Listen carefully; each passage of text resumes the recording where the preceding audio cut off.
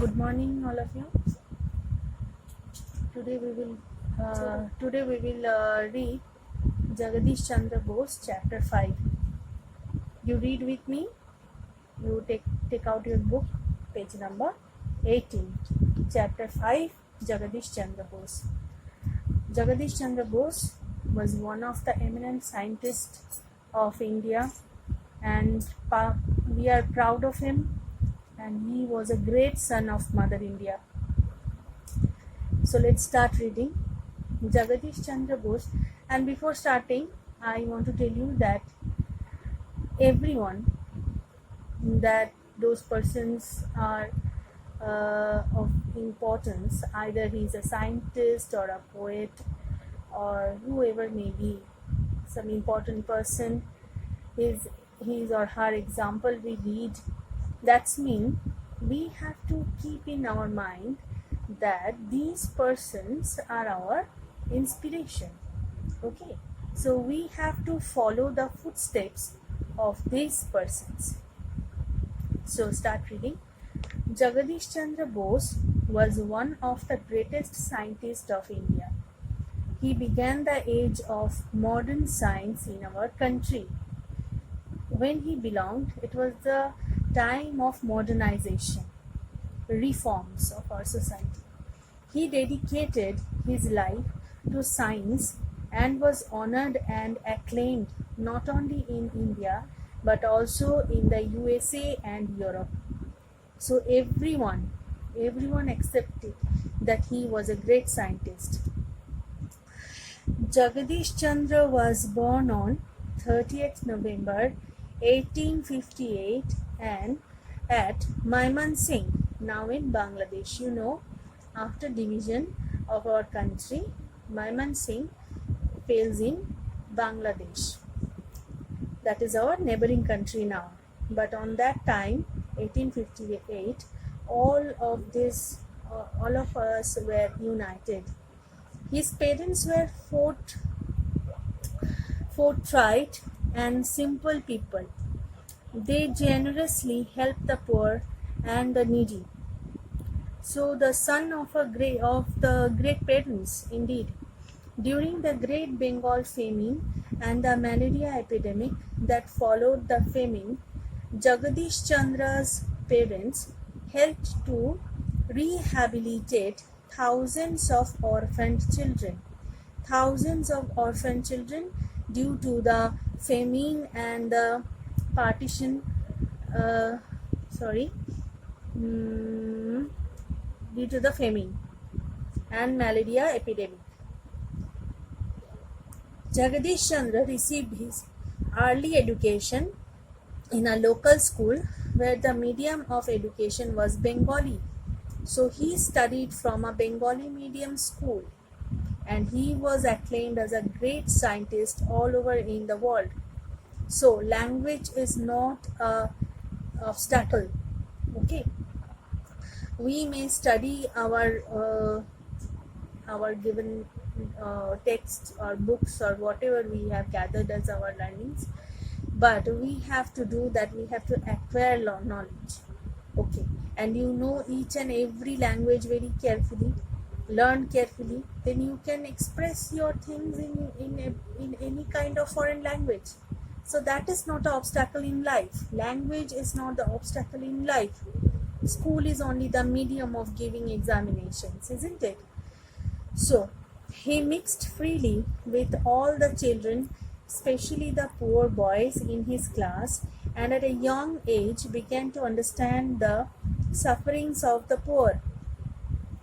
So he was from a very middle class family, and that is why he can understand the problems of the poor.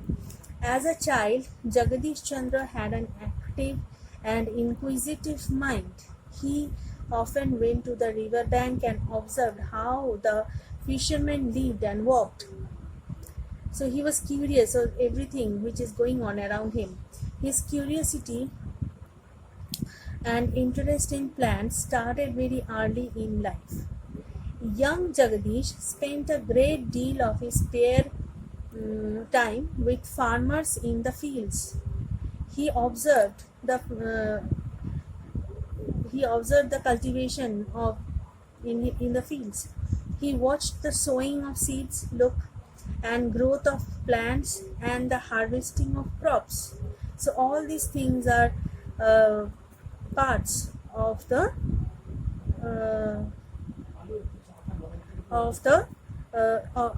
of the field. He had wide-ranging interests.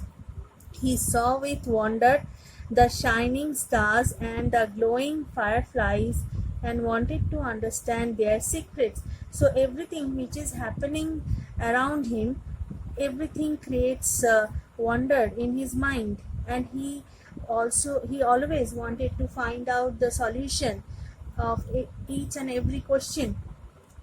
At the age of 9, Jagadish was admitted to St. Xavier School.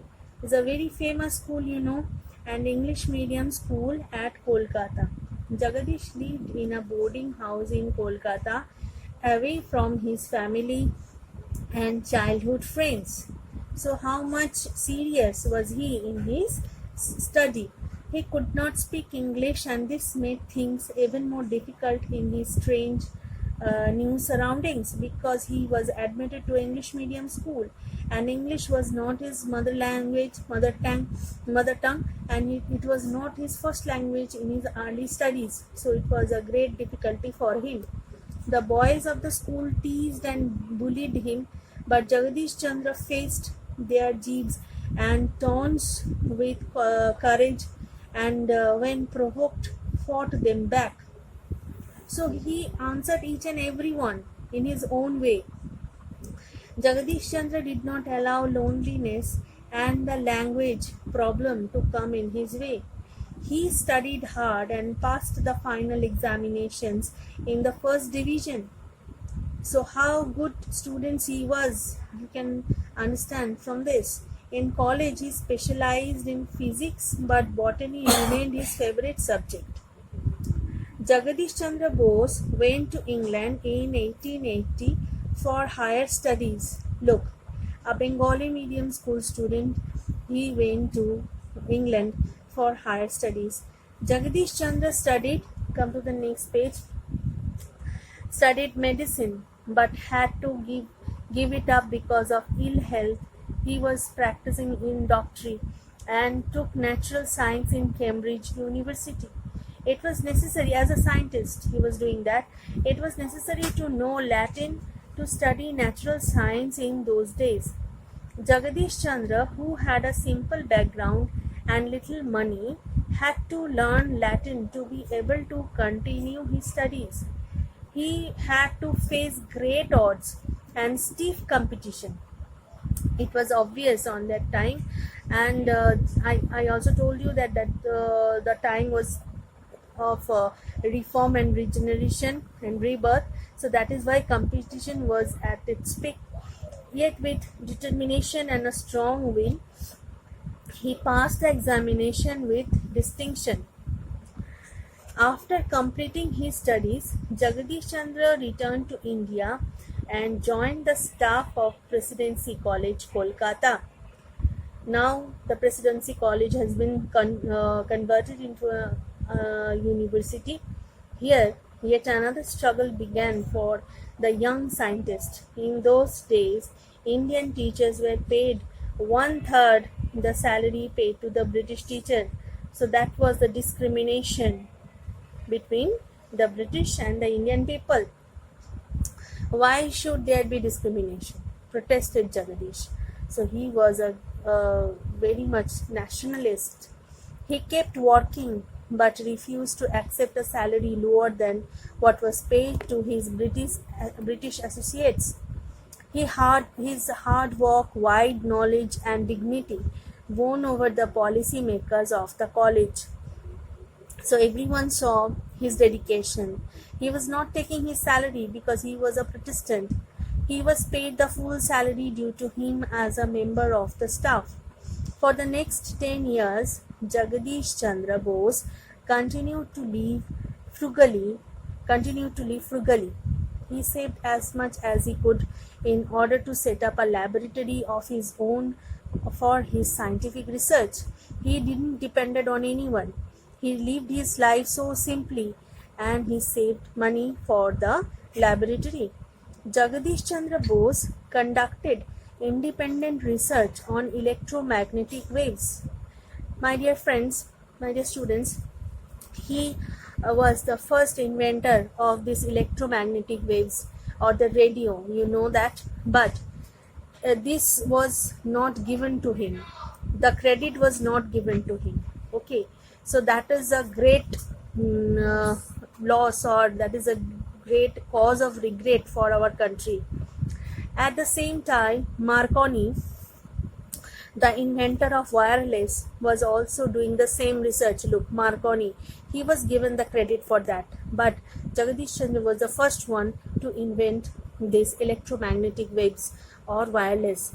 Marconi was able to announce his invention and demonstrate the use of wireless telegraphy before him.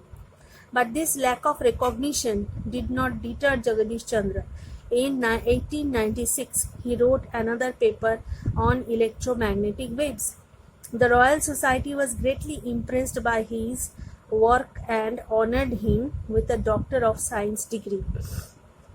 Jagadish Chandra Bose made many of the instruments he used in his laboratory himself, according to his works, because he could not afford to buy them. So how much a good personality he was. He felt that one should be self-sufficient. So that is the most important thing we should learn from this great man. Be self-sufficient. Don't depend on anyone, because God has given everyone a backbone and we should stand on it and independent. He carried these handmade instruments to England to demonstrate his discovery that electromagnetic waves could be transmitted through space. Without proper facilities and with limited material, Jagadish Chandra Bose, because our country was not self-sufficient on that time, because we were under the British rule and they didn't allow us to flourish ourselves. Jagadish Chandra Bose achieved the result which were acclaimed by all the leading scientists of the world. Everyone acclaimed his research work. His achievements were published in newspapers and he was invited to various countries to demonstrate his work. Jagadish Chandra Bose refused to patent his discoveries and inventions. He was not interested in making money from his inventions. He wanted to just invent the things for the mankind, for the betterment of mankind. He was not so greedy to make money for himself. He felt that knowledge should not be treated as anyone's personal property and that it should be shared for the good of mankind. So not only a good scientist, he was a good human being. The Davy Faraday Research Institute invited Jagadish Chandra Bose to pursue his research at the institute, which was equipped with modern facilities. It was here that he discovered that plants also suffer pain like human beings. He also invented that if we play some songs in front of the trees, it grows better. It is not written here, but I know it. He had written it in his essays on science. He is best known for his research into the life of plants. In the course of his ingenious researches, he developed the highly sensitive crescograph, an instrument which automatically records the growth of plants. So crescograph, what is a crescograph? Okay, so this is an important question for you.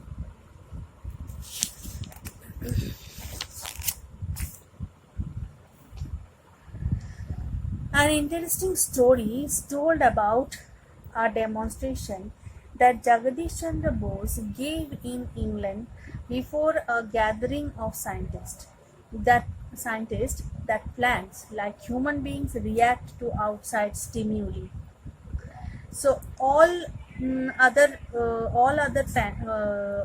plants in the world, they are the life, they are like the living things, but we cannot hear their feelings, their pain, and anything about them. So that is the point of his invention, that he wanted to give the world an instance that we should preserve the plants, we should not destroy them. Okay, so so today I am ending up here stimuli, and in my next class I will carry on the later part and I will discuss the question answers with you. Okay, thank you.